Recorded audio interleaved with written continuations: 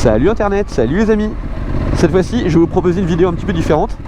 Je vais vous donner tous mes petits conseils que je connais qui me permettent d'éviter les accidents en ville, surtout à Paris. Vous savez que Paris, le code il est un petit peu différent du reste de la France, on va dire. Il y a plein de choses à anticiper, plein de choses auxquelles penser. Donc je vais vous faire une petite compile de tous les conseils que je pourrais avoir à vous donner, mais c'est vraiment très spécifique à la ville. Et puis je vais faire aussi des petites séquences où je vais vous dire tout ce qui me passe par la tête au moment où je conduis.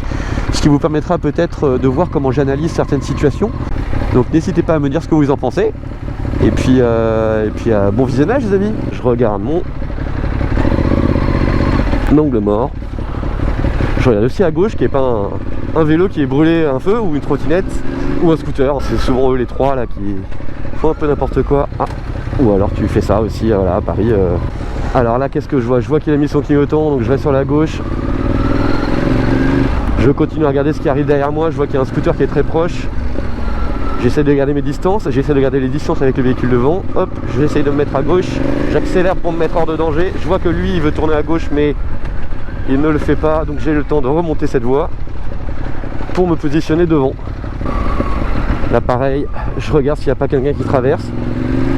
Les gros camions qui se garent devant les passages piétons, je trouve ça un petit peu dangereux.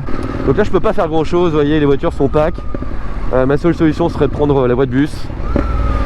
Là j'en vois pas trop l'utilité parce que bon bah ça avance. Tant que les voitures sont pas bloquées, voilà. À partir du moment où les voitures sont bloquées, le but du deux roues c'est quand même voilà, de pas rester bloqué. Encore une fois, ça c'est. Je sais qu'il y a des gens qui vont considérer que c'est pas normal. Mais bon, vous voyez ce qui se passe là par exemple, il se passe que les gens sont en train de dormir un peu. Puis bon, ça crée du trafic. Moi, je m'en extirpe. Toujours. C'est important de penser à ça. Alors je regarde celui qui traverse un peu à l'arrache, à gauche, à droite. Personne me suit. Voilà, là j'aime bien, là j'ai de la place devant, j'ai personne derrière moi. Je me sens en sécurité, je suis à 40, 42. Là je regarde. Alors, il y a un véhicule qui est garé en double fil, donc lui il met son clignotant, très bien, je le laisse passer. Je regarde toujours s'il n'y a pas un véhicule qui m'arriverait plus vite derrière, puisque à partir du moment où on n'est pas rapide, on a plus de probabilité de chance d'avoir quelqu'un qui vous dépasse. C'est d'ailleurs pour ça que je milite pour que les vélos aient un rétroviseur. Je trouverais ça plutôt intelligent pour des véhicules qui sont lents. Conseil que je vous donne, pensez que vous êtes invisible. Pensez que vous êtes Harry Potter et sa cape invisible là. Et dites-vous comme ça que vous serez beaucoup moins surpris. Si vous partez du principe que les gens ne vous voient pas et vous êtes obligé de tout anticiper et ne pas penser que les gens vous ont vu. En général quand on se dit ah bah lui il m'a vu c'est bon je peux y aller. En fait pas forcément, des fois vous pensez qu'il vous a vu mais en fait il vous a pas vu. Il peut se faire éblouir par le soleil, je sais pas, il peut y avoir un obstacle, il peut y avoir un arbre, il peut y avoir plein de choses. Donc partez du principe que personne vous voit. Je fais attention aux feuilles là. C'est hyper dangereux quand je suis sur le rond-point. Pour indiquer aux autres que je compte rester sur le rond-point et pas en sortir, je laisse mon clignotant à gauche. Comme ça les gens ils savent. Et au moment où je décide de prendre la prochaine sortie à droite, je mets mon clignotant vers la droite. Ça permet aux autres de savoir ce que vous comptez faire. Ça évite de sortir la boule de cristal. Et là, là je grignote une voie pour vélo pour me positionner devant, effectivement. Et j'ai dépassé par la droite, effectivement. Après, il faut que vous rappeliez quand même qu'on est en ville et qu'on est sur un deux roues. Donc si c'est pour rester dans les embouteillages ou entre deux véhicules, c'est ce qu'il y a de plus dangereux, c'est de rester entre deux véhicules. Il vaut mieux d'ailleurs se décaler toujours soit à gauche, soit à droite. Vous remarquerez dans mes vidéos, je roule rarement en plein milieu de la voie. Je suis toujours soit un peu à droite, soit un peu à gauche. Parce que ça me permet de mieux réagir au cas où il y a quelqu'un qui fasse quelque chose.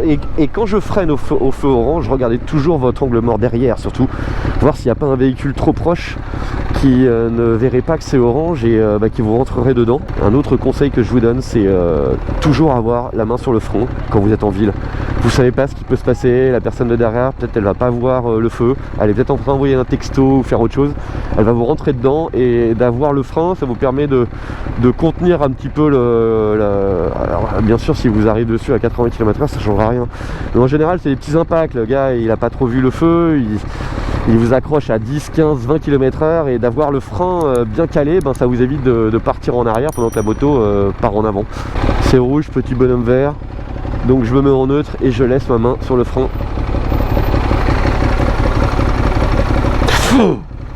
Oh, aïe, aïe, aïe, aïe, aïe, aïe, aïe. C'est fait peur le cycliste. Vous savez qu'il y a un truc, beaucoup de gens ne savent pas, quand vous n'êtes pas motard en tout cas, c'est qu'on n'a pas un système pour retirer le clignotant automatiquement. Quand vous êtes en voiture, vous mettez votre clignotant, vous tournez à gauche ou à droite, et puis quand vous avez fini de tourner et que le volant se remet en position droite, le clignotant se retire automatiquement, vous êtes d'accord? Pour le motard, non. Alors soyez indulgents parce que des fois c'est vrai qu'on l'oublie et puis vous êtes derrière le motard avec son clignotant toujours soit à gauche soit à droite, vous vous demandez ce qu'il fait alors qu'il va tout droit et donc vous êtes en mode mais qu'est-ce qui se passe? Ce qui est normal bien entendu, hein, il faut vraiment penser à le retirer, mais comme c'est pas automatique, des fois on oublie. Ce que je conseille aux gens, c'est de prendre l'habitude de le spammer en fait, d'appuyer très souvent dessus au cas où que ça devienne un tic. Quand vous avez rien à faire, appuyez dessus de temps en temps, au cas où vous vous rendez pas compte que vous l'avez oublié. Là c'est pareil, je sais pas si le taxi compte aller à gauche ou pas. Des fois ils mettent leur clignotant, des fois ils le mettent pas. Donc je ne prends pas de risque. Et dès que c'est possible, voilà, je m'extirpe de la situation où je me retrouve entre plusieurs véhicules. Je garde toujours la distance avec le véhicule qui est devant moi, on sait jamais. Surtout qu'il y a un bus, donc je ne vois pas ce qu'il y a devant. Priorité à droite.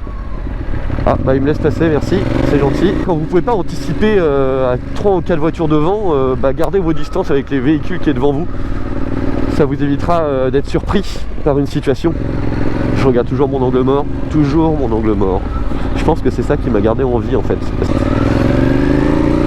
Alors eux, je me doute, ils y vont pas, ils y vont. J'en ralentis, je les laisse passer. Ils ont la priorité quoi qu'il arrive lorsqu'ils sont sur un passage piéton. En revanche, le piéton n'est plus prioritaire si il est localisé à moins de 50 mètres d'un passage piéton.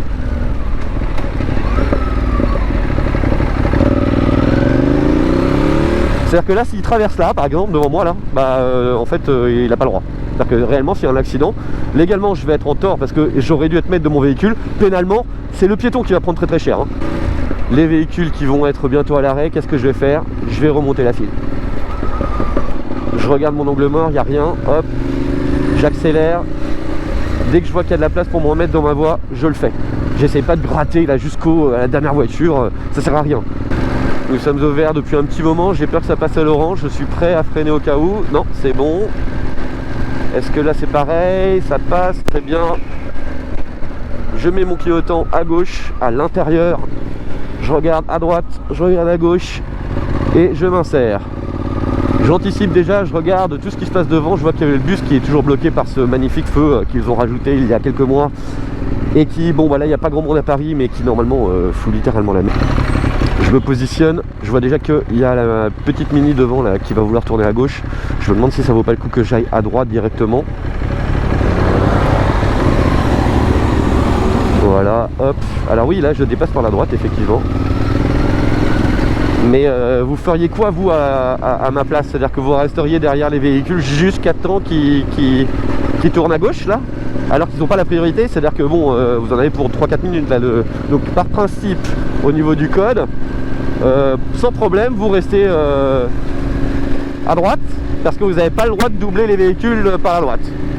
Vous voyez ce que je veux dire? La logique, quand les gens me disent t'as pas le droit de doubler par la droite, etc. etc. Vous avez raison, mais après il y a un peu de logique aussi derrière. On est en ville, on n'est pas sur l'autoroute les gars là.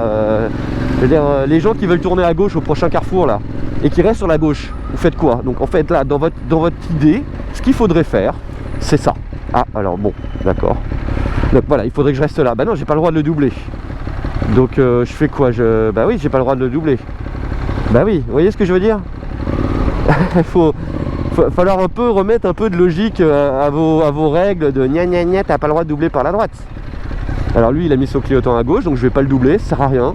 Je vais plutôt m'insérer doucement.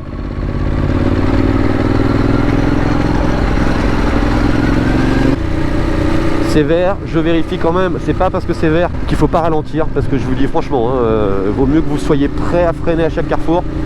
Le vert ne veut plus dire grand chose, comme vous voyez, il y a tellement de gens qui brûlent les feux que... Bon, là je sais pas s'il va tourner à droite ou pas lui, donc je préfère rester derrière lui, puisque je sais pas ce qu'il fait. Voilà. Bon bah voilà, maintenant je sais ce qu'il fait. Voilà, j'espère que ce concept vous intéresse. Dites-moi en commentaire. dis à bientôt les loups. Ciao ciao.